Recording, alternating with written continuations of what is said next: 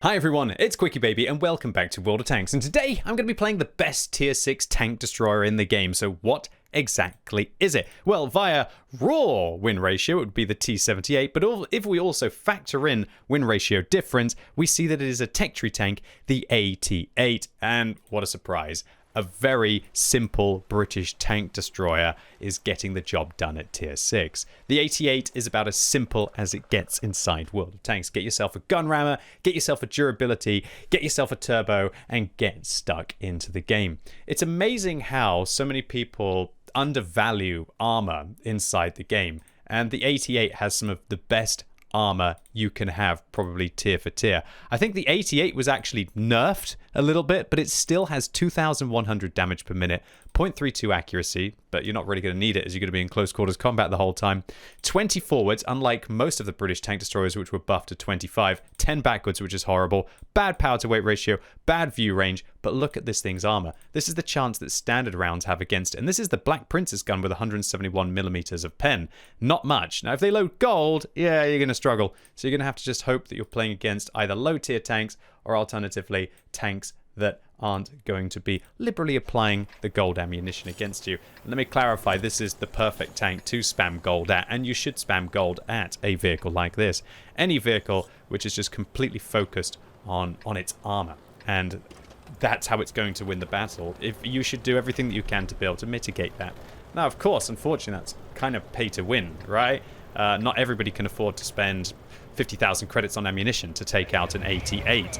But you don't really have too many options. Even the weak point on this vehicle is pretty good. And as we can see, it's also covered by this like little mini machine gun on the front. It doesn't really look that small when it's on a tank. It's probably going to do some serious damage against most things, right? That aren't heavily armored. Okay, so the 88, it's really simple. Is it me or does the outline of the... I don't think the pudding and tea has had a green little outline around it before. Or am I going mad right now, boys and girls? Does that mean that it's activated in the battle? Okay. Yeah, I see. Maybe Wargaming are putting in some funky changes. Either that or I've just gone crazy. I'm pretty sure my pudding and tea has never been lit up, but maybe that's suggesting that it's going to get used in the battle, right? Alright, so... yeah, because most of the consumables now that you could actually use and don't get used up, well, the only one really, like the speed governor, is now out the game for good. Man, speed governor changes, one of the weakest changes that Wargaming's made, really, with their consumable changes. It's kind of interesting that Wargaming kind of go and make big changes to consumables, but they don't really adjust the things that needed adjusting. Like, really the balance of the premium consumable, but maybe Wargaming decides that, well, that's their monetization, you know, they can't touch the monetization. Always makes me think about the difference that a premium consumable makes. And if you want to see pretty much the difference that a premium consumable makes, tune into my stream at the start and you'll see me play the free-to-play account, and then tune into my stream later and you'll see my main account. And well, I'm not suggesting that you need to use a premium consumable to be successful in World of Tanks. Boy, does it help. Boy, does it help. Okay then, so we're going to just get into the town. We're going to put some pressure up on whatever's in front of me. And luckily with a matchup like this, I won't need too much gold. Man, this thing is still slow. But this is fast compared to what this tank used to be limited to back in the day. Back in the day, this vehicle was limited to 20, because you couldn't use a turbo. You couldn't have engineer. Now I'm going around at 25. I'd probably still be kind of like over here by now. But I'm up with the heavies because of my choice of equipment and crew skills. Hello, T52. You're having a good game. That's wonderful. I'm happy for you. Good luck against the CDT, mate. I'm sure it's going to go exceedingly well as you go around that corner, buddy. Oh, what's the CDT doing? Shot one is in, getting pushed, but that's really he's just trying to find his little space on the dance floor, you know. KV2 gets a good shot in. KV2 won't be able to pen me, I don't think, pretty much frontally. Shoot that guy once. Shoot that guy twice. Lock his tracks down. Now hopefully school this guy into just shooting his tracks. There's not much he can do about it. He can't get my weak point. Yeah, that's the shame when your tracks go over. I don't think this guy can pen me in the side. Is he firing HE? Hopefully he's firing AP here. Don't think he can even pen me, no. Not even gold AP. I'm going to repair that so I can just get rid of the KV2 quick. And then I'm going to move on again. And ladies and gentlemen, boys and girls, this is why this thing is getting the best win ratio of any tier 6 TD. Because here's the thing. You know, when people think about tank destroyers, what do you think when you think about tank destroyer? The quintessential tank destroyer, at least in people's minds, is I sit at the back with a sneaky gun and I shoot scrubs until the job is done, you know? But funnily enough, that's not actually how... What is this KV-1S doing? Unfortunately, that's not how you win the majority of your battles in World of Tanks. Most of the time, and most of the maps, the battle is not going to be won by players who sit at the back and wait for their opponents to drive out in front of them. That's just how it is. Most of the time, the battle is going to be won by the heavy tanks who are at the front making those plays. Although, you know, a little bit concerned with the fact that this KV-1S is probably getting smashed by a Nashorn at the back. So, as I say that, the heavy gets dealt with. But you know what? My camo rating, it's not that bad. I've got the same camo rating on the move as a... pretty much like a concept. 10.77. And that's the biggest difference between a tank like this and a tank... a heavy tank, for example. Now, I could just drive down there, but if the Nashorn connects their shells cleanly, I'm going to be in a world of hurt. But actually, you know what? My team's pushing in, so I'm going to just do a little bit of a loop and go back after that Nashorn. But yeah, the majority of games are not won by the sneaky tank destroyers. That's just a fact. If you go and take a look at the win ratio difference across all tiers, or if you just stay tuned to the channel, you're going to see every single one of the most powerful tank destroyers over the next month, as we work our way up towards tier 10 to see what will have the crown. No spoilers, don't go on Tomato GG and find out for yourself. You're just going to ruin the YouTube video, right? You're going to see that it's the heavily armored TDs that are making the biggest impact. Now, the problem with these TDs is, are they exciting to play? Well, that's your choice. I mean, sometimes you can be in those magical situations where you have like a wave of opponents coming at you and you just have to be able to deal with them and hold on for dear life in the situation. But definitely the majority of the time, these vehicles, they're kind of like lumbering beasts. And while they get the job done, you just got to question whether it's an exciting kind of gameplay for people to enjoy. But if you're results orientated and you want to just try and get as many wins as you possibly can, then boy, this might be the tank for you, because it's the tank for everyone right now. So that was a nice matchup for the 88. We managed to get ourselves into a favorable position against equal tier heavies, and this tank does exceedingly well against equal tier heavies. And look, this poor Nashorn, right? This poor Nashorn. They did 3,000 damage. Fantastic game. High caliber. They did double the damage I did. But the thing is that they didn't lock down the heavies. And that was a 55% win rate player playing in that CDT. They didn't lock down those heavies. And a 50% win rate player in the KV2. They didn't lock down those heavies to allow their heavies to be able to win, right? And that's the biggest difference. Tank destroyers that win the heavy tank fight early by enabling their heavies to win that fight are the ones that then usually snowball the rest of the game. Now, sure, if you get yourself on like a Malinovka or a Prokhorovka, or even on the map that we were just on, that you can have those issues in the late game where the tank destroyers get to farm. But usually, them farming is just them farming. It's not actually them overpowering the advance and managing to seize the battle. Is this EU1 matchmaking right now? All tier 6? You know what? For all tier 6 matchmaking, it's a little bit boring. But you know what? I'm playing a little bit of a boring tank anyway. Okay, talking about boring tanks, I'm playing against an M6. 2 M6s. That's scary. Very terrifying to have to deal with 2 M6s on the enemy team. Those vehicles have got more than enough pen, especially with their gold, which most M6s fire to go through my weak point.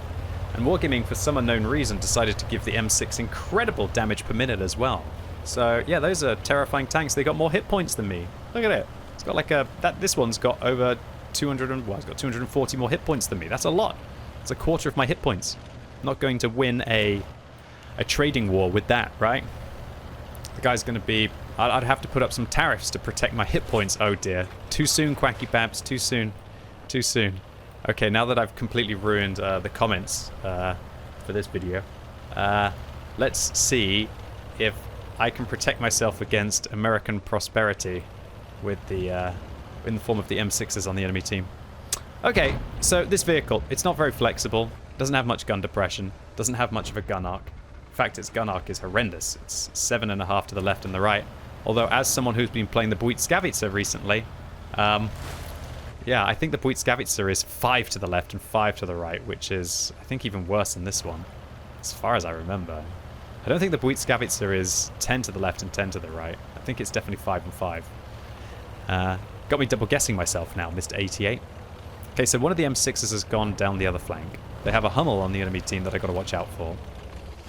I'm still going to push in. That's the only way this vehicle can play, really, is push. But I guess, considering I have a Churchill who's... I don't understand that play. I don't understand that play. I guess because we've got a Churchill back there. I don't want to get overwhelmed, you know, but also feel like I'm a scary tank. Problem is I'm a scary tank, but I don't have much view range. If I don't have much view range, how am I going to be able to dig out all of the vehicles at the back? All right, this is looking like an apocalypse situation. I saw a tree fall there. What is that likely to be? T-150, I think. I'm spotted, though. 288s. Oh, this will be an interesting fight. Instantly, I load the gold. My gun's in the middle. He can probably pen me as I come around the corner. I can't take the risk that this guy's... Oh, there's another 88. Hopefully the Churchill comes and helps me. Man, this could be ugly. 88 versus 88. OP versus OP. Who's going to win? Well, it's probably not going to be me versus 288s here. That's for sure. They're just going to come after me? Oh, I am absolutely doomed, boys and girls, unless he says. Oh.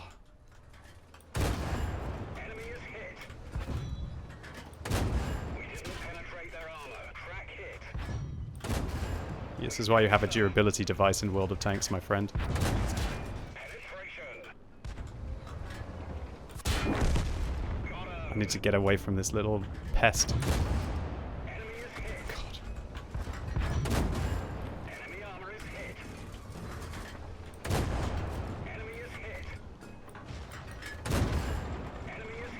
This is getting fairly awkward. I can't believe I won that fight. What? Those clowns. Well, I guess I just lowered the overall 88 win ratio, right? Because, oh, what are they doing? Puppies. I just lowered the overall 88 win ratio because there's more 88s on the enemy team than there are on my team. I didn't just ruin those two win ratio for the day. I'm so happy I picked the one that looks like he had the big gun. Oh, I don't have the elevation. I can't get it up, guys. That's it. Rip. Ah. I don't want to drive out in front of all of these. I'll just wait for the Churchill to get him. Oh, wow, Churchill. You got him, Churchill, surely. Wow, that was impressive. There we go. Enough clowning around. Man, I feel so sorry for those 88s. Thank God one of them was stock and firing regular rounds. And I guess that's why this vehicle has such an outrageous win ratio. Because that was like an overpowered tank that these two were fighting. Oh, that wasn't good. There's a Hellcat at the back. And that guy actually got me very good. Can I please fall back, Mr. Churchill? You want to push, do you? There's a Hellcat firing gold at me now. I'm not going to do that. No, no, no, no, no. I'm actually a one-shot now after that T-150 got me. Well played, T-150. Let's see whether you can hit the next one. Scary, though. Do it again. Come on, lad. Do it again. Please do it again. I'm in a lot of trouble here, especially if that Hellcat comes and flanks me. Is he going to try and side scrape? Dude, I might catch your rear track there as well. Has he got me? He doesn't. Oh, dude, it's tense. This guy's actually angling himself pretty good right now.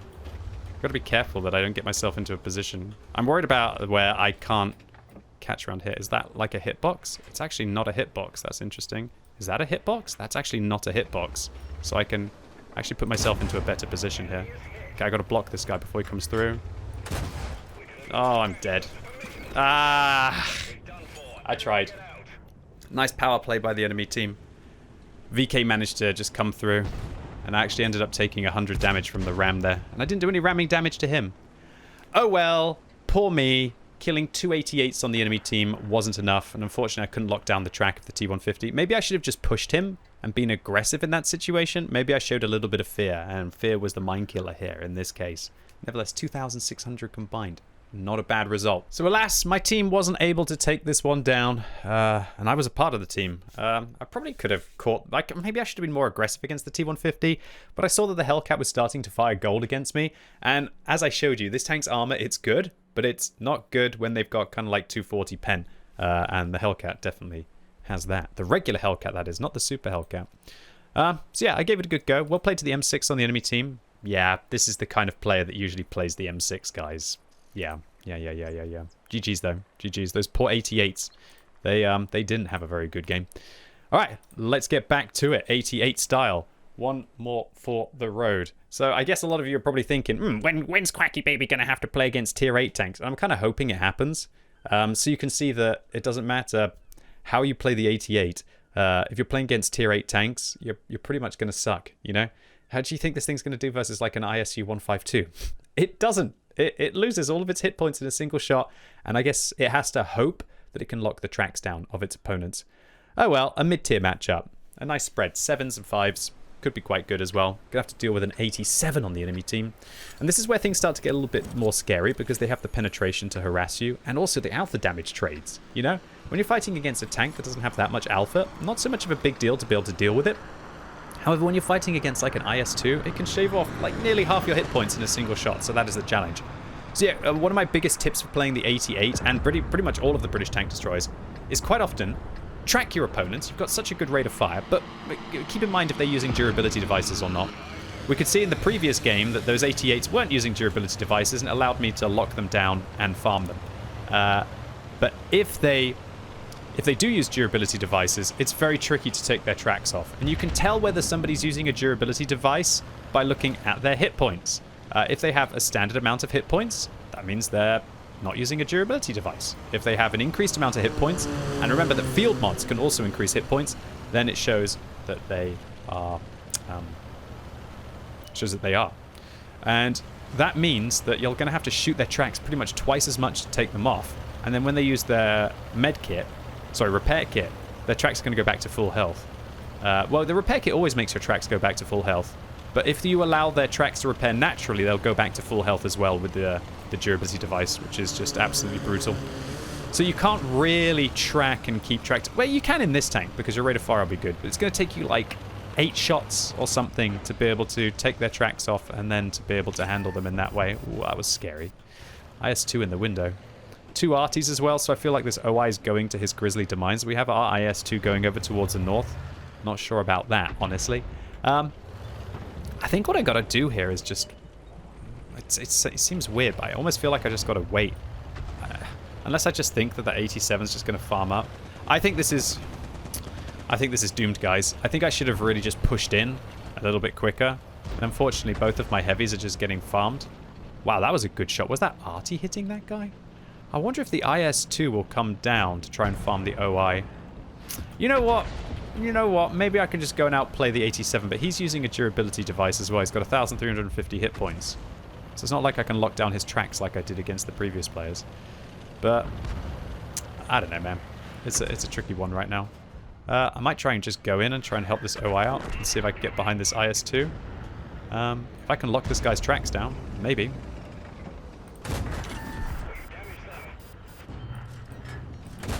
Got a Hellcat behind me.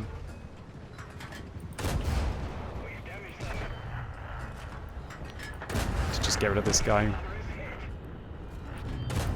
I gotta focus on the IS first. Between a rock and a hard place right now. Trying to avoid getting shot by the Hellcat and the Basoto. That's unlucky. That doesn't cost me the game.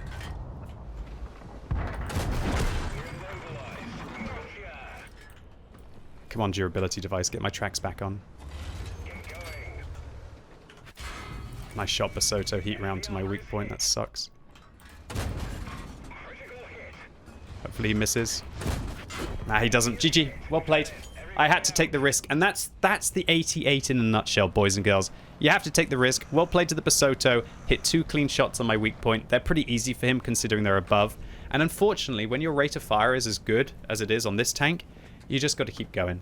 So well played to that Basoto. Actually managed to just pretty much 2-shot me after the Hellcat got me. A bit of a shame. You know, if that Basoto had choked, I would have been able to kill him before he reloaded, and I think this one could have been fun.